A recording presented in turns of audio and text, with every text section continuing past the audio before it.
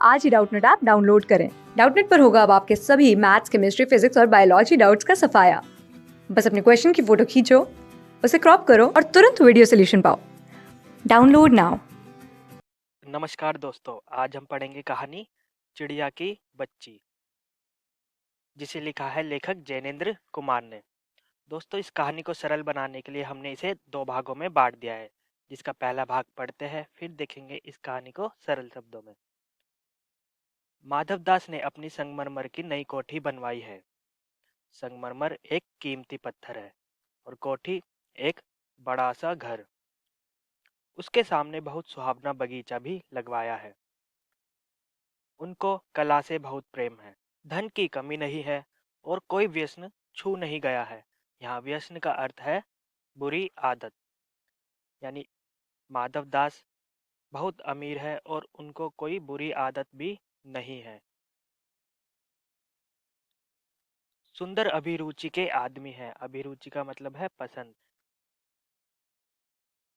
यानी माधवदास जो है वह ऐसी चीजों को पसंद करते हैं जो अच्छी हो। फूल पौधे, रकाबियों से हौजों में लगे फव्वारों में उछलता हुआ पानी उन्हें बहुत अच्छा लगता है। समय भी उनके पास काफी है। शाम को जब दिन की गर्मी ढल जाती है और आसमान कई रंग का हो जाता है, तब कोठी के बाहर चबूतरे पर तख्त डलवाकर मसनद के सहारे वह गलीचे पर बैठते हैं। यह मसनद है एक बेलन के आकार का लंबा तकिया के आकार का तकिया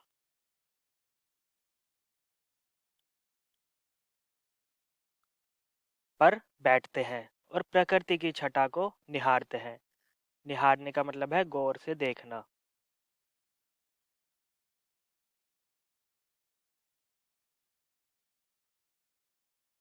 इनमें मानो उनके मन को तृप्ति मिलती है।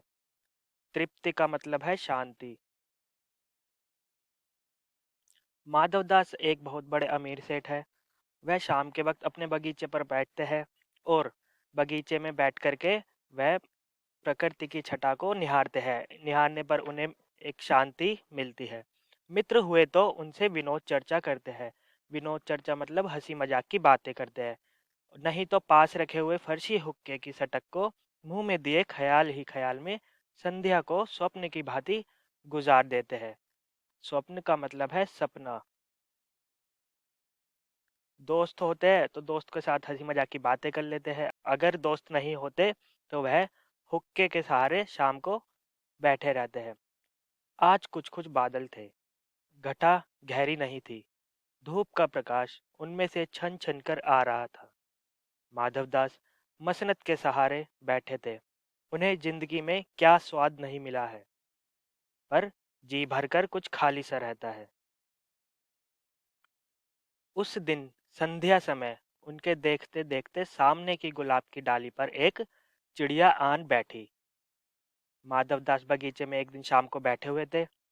तभी वह देखते कि एक डाली पर एक चिड़िया आकर बैठ गई है। चिड़िया बहुत सुंदर थी। उसकी गर्दन लाल थी और गुलाबी होते होते किनारों पर जरा जरा नीली पड़ गई थी। पंख ऊपर से चमकदार स्याह थे। उसका नन्हा सा सिर तो बहुत प्यारा लगता था और शरीर पर चित्र विचित्र चित्रकारी थी। चिड़िया को मानो माधवदास की सत्ता का कुछ पता नहीं था और मानो तनिक देर का आराम भी उसे नहीं चाहिए था। कभी पर हिलाती थी, कभी फुदकती थी। पर का अर्थ है पंख। वह खूब खुश मालूम होती थी। अपनी नन्ही सी चोंच से प्यारी प्यारी आवाज निकाल रही थी। माधवदास के बगीचे में एक सुंदर सी चिड़िया आ जाती है, जो इस डाली से उस डाली पर घूम रही है, जिसे देखकर माधवदास बहुत खुश होता है। पढ़ते हैं आगे। माधवदास को वह चिड़िया बड़ी मनमानी लगी। उसकी स्वच्छंदता बड़ी प्यारी जान पड़ती थी। स्वच्छंदता का मतलब है आजादी।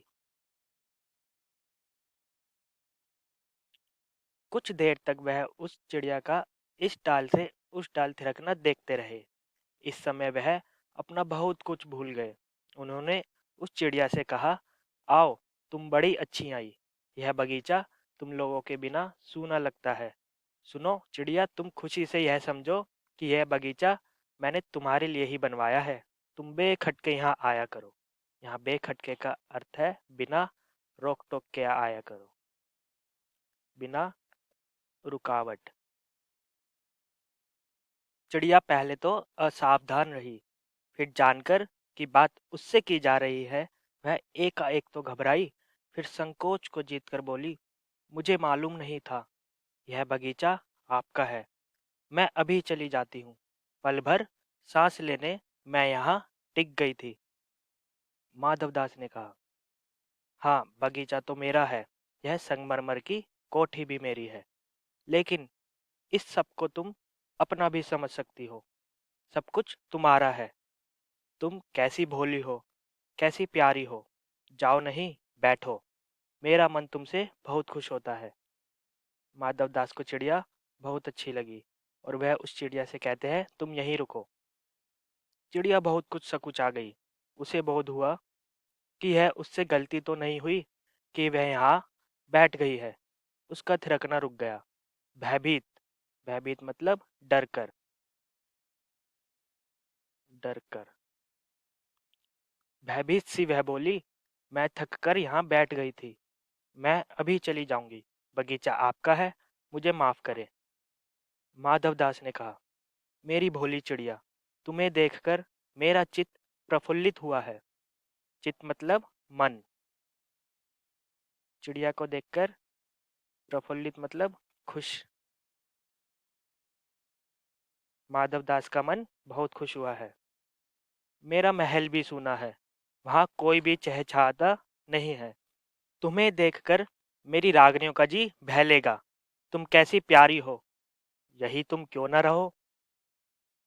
चिड़िया बोली, मैं माँ के पास जा रही हूँ, सूरज की धूप खाने और हवा से खेलने और फूलों से बात करने। मैं जरा घर से उड़ आई थी, अब सांझ हो गई है और माँ के पास जा रही हूँ। सांझ का अर्थ है शाम। अभी अभी मैं चली जा रही हूँ, आप सोच ना करे। माधवदास ने कहा, प्यारी चिड़िया, पगली मत बनो। देखो तुम्हारे चारों तरफ कैसी बहार है। देखो वह पानी खेल रहा है, उधर गुलाब हंस रहा है। भीतर महल में चलो, जाने क्या क्या ना पाओगी। मेरा दिल वीरान है, यानी सूना। वहाँ कब हंसी सुनने को मिलती है। मेरे पास बहुत सा सोना मोती है। सोने का एक बहुत सुंदर घर मैं तुम्हें बना दूंगा।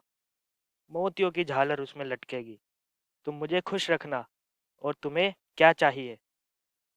माधवदास चिड़िया को रुकने के लिए बोलते हैं और वह रुकने के बदले उसे एक सोने का सुंदर घर बनवाने के लिए भी कहते हैं। माँ के पास बताओ क्या है। तुम यहाँ ही सुखी से रहो, मेरी भोली गुड़िया। चिड़िया इन बातों से बहुत डर गई। वह बोली, मैं भटककर तनिक आराम के लिए इस डाली पर रुक गई थी।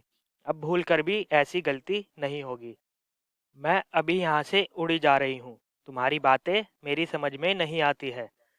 मेरी माँ के घोंसले के बाहर बहुतेरी सुनहरी धूप बिखरी रहती है। मुझे और क्या करना है। बहुतेरी का अर्थ है बहुत। दो दाने माँ ला देती है और जब मैं पर खोलने बाहर जाती हूँ तो माँ मेरी बाट देखती रहती है। बाट मतलब इंतजार।